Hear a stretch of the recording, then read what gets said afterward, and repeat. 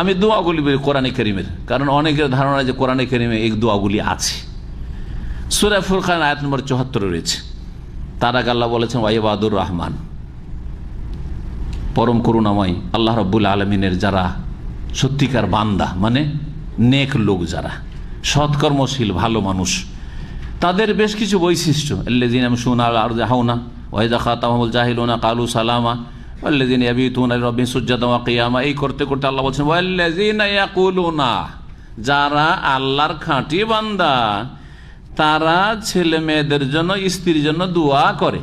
তাহলে আপনি যদি সত্যি রহমানের খাঁটি বান্দা হতে চান, তার স্ত্রীর জন্য দোয়া করবেন, স্ত্রী স্বামীর জন্য, হ্যাঁ বোন তার স্বামীর জন্য দোয়া করবেন, এবং ছেলে মেয়েদের জন্য উভয়ে দোয়া করবেন। ইয়াকুলুনা, তারা এই দোয়া করে, রব্বানা, হে আমাদের প্রতিপালক, হাবলানা মিন আজওয়াজিনা, আমাদেরকে দান করো আমাদের স্ত্রী, পুরুষরা আজওয়াজ মানে জোড়া, সেটা জোড়া স্ত্রী হইতে পারে, পুরুষের স্ত্রী আর স্ত্রী হচ্ছে স্বামী।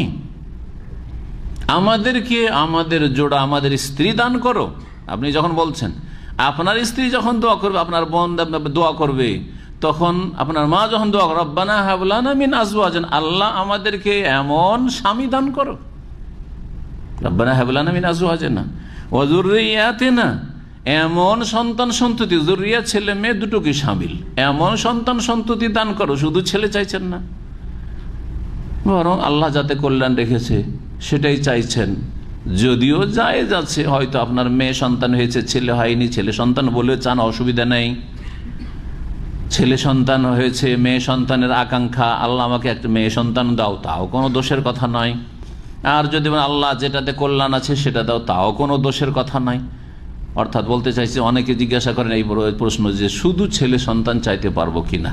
আল্লাহ আপনার অন্তর জানছেন যে আপনি শুধু ছেলে সন্তান কেন চাইছেন। যদি আপনার ছেলে নেই, শুধু মেয়ে আছে, সেই জন্য চাইছেন, ভালো কথা।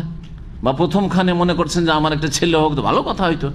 কিন্তু যদি আল্লাহ শুধু শুধু আমাকে ছেলে সন্তান দাও, তাহলে আল্লাহ অন্তরের খবর রাখছেন যে শুধু ছেলে কেন চাই,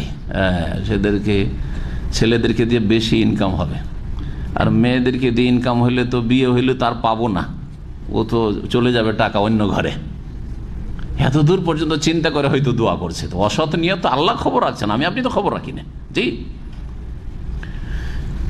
আরব জাহিলিয়াতের যে ধ্যান ধারণা ছিল যে মেয়ে সন্তান কোন কাজে আসবে, এরা লড়াই করতে পারবে না, আমাদের গোত্রীয় লড়াই হয়, কাজে আসবে না, লাঠি ধরতে পারবে না।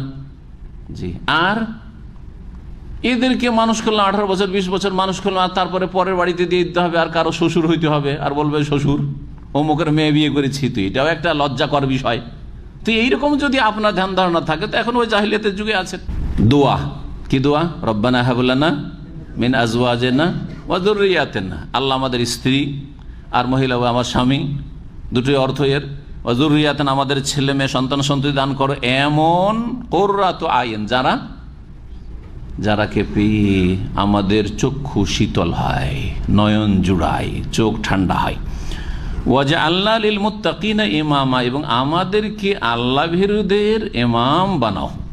আল্লাহ ভীরুদের ইমাম বানাও মানে অভিভাবক হচ্ছে ইমাম, বাপ হচ্ছে ইমাম মানে নেতা। আর ছেলে মেয়েরা যদি কি হয়ে যায়, মুত্তাকি হয়, তাহলে এই দোয়া যে আল্লাহ আমার অধীনে যারা হবে আর তাদের আমি নেতা হব, তারা যেন মুত্তাকি আল্লাহ ভীরু হয়, এটাও দোয়া। আপনার অধীনে যারা আছে তাদের জন্য, তাদের তাকওয়া পরহেজগারির জন্য। ও যে আল্লাহ লিল মুত্তাকিন ইমামা, এই দোয়া মুখস্থ আছে তো? জি, মুখস্থ যারা আছে ভালো কথা, পড়তে অভ্যস্ত হন, প্রতিদিন পড়েন। আর যারা মুখস্থ করেন, মুখস্থ করেন। মুখস্থ করতে হবে কোরআনে কারীমের দোয়া। শুধু নিজের ভাষায় দোয়া করেন, হ্যাঁ দোয়া করেন, নিজের ভাষায় দোয়া করেন, কোনো অসুবিধা নেই, যা ভালো তাই চান আপনি, কিন্তু কোরআনী দোয়াগুলো আপনার জন্য বেশি বরকতপূর্ণ হবে।